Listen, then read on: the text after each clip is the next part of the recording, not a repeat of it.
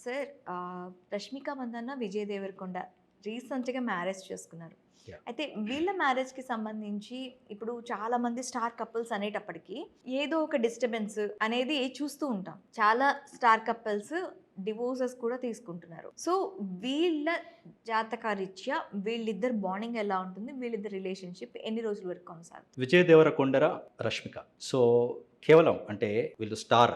అంటే మనకి first of all జాతకరీత్యా ఒక మ్యారేజ్ బంధం అనేది వాళ్ళు స్టార్ కపులా ఎవరైనా ఒక భార్యాభర్తల అనుబంధం అనేది ఎంతవరకు ఉంటుంది? వాళ్ళు ఎంతవరకు అన్యోన్యంగా ఉండగలుగుతారు అనేది ఖచ్చితంగా మనకి జాతకరీత్యా మనకి కనిపిస్తాయి అవి. సో, వివాహ కారకుడైన శుక్రుడు రష్మిక గారి జాతకంలో అద్భుతంగా ఉన్నాడు. ఓకే.